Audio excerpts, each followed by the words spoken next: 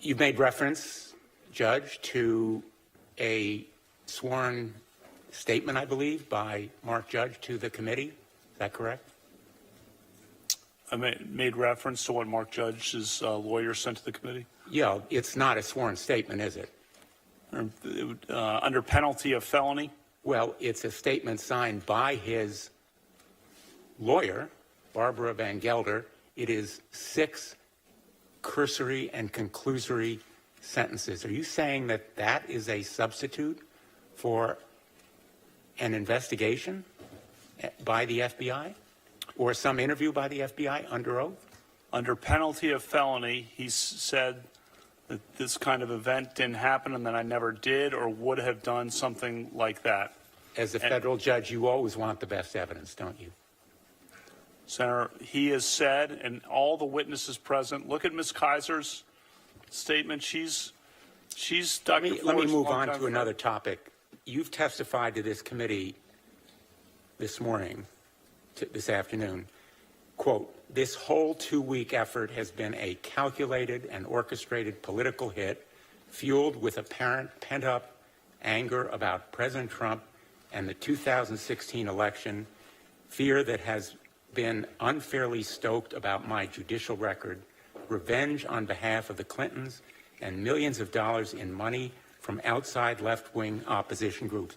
Is it your testimony that the motivation of the courageous woman who sat where you did just a short time ago was revenge on behalf of a left-wing conspiracy or the Clintons?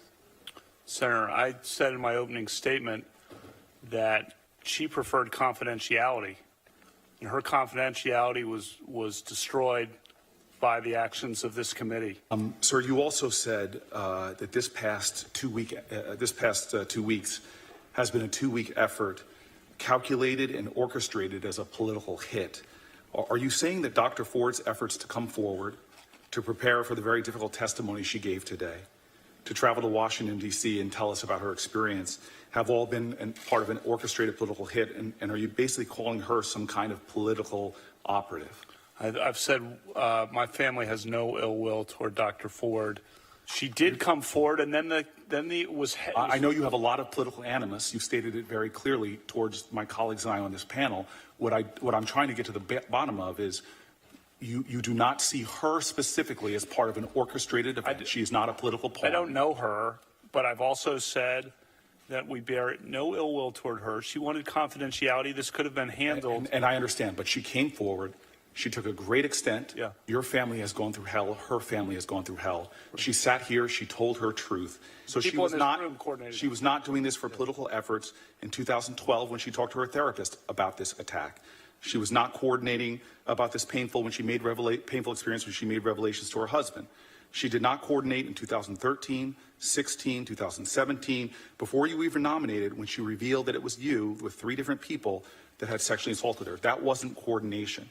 And Lindsay, all the witnesses who were there say it didn't happen. Ms. Kaiser's her longtime friend, said she never saw me at a party with or without Dr. And Ms. Kaiser has said clearly, and I'll quote what she said. She said she does not remember that I in question. That supports what you said. But she also says that she believes Dr. Ford. And so my colleague Lindsey Graham, who I respect and have admiration to and has been a partner of mine, he said voting no would be legitimizing the most despicable thing in American politics. Do you think that people who believe Dr. Ford are legitimizing despicable things? Those of us who think she's a credible witness, the allegations against her are credible, do you think that somehow we are engaging in something that's despicable? Senator, I say listen to both sides. You have said in your opening statement, you characterized these allegations as a conspiracy directed against you. I'll point out to you that Justice now, Neil Gorsuch, was nominated by this president. He was considered by this body just last year. I did a rough kind of analysis of similarities. You both attended Georgetown Prep. You both attended very prestigious law schools. You both clerked for Justice Kennedy. You were both circuit judges. You were both nominated to the Supreme Court. You were both questioned about your record. The only difference is that you have been accused of sexual assault. How do you reconcile your statement about a conspiracy against you with the treatment of someone who was before this body not very long ago? I explained that in my opening statement, Senator. Look at the evidence here, the calendars, look at the witness statements, look at Ms. Kaiser's statement.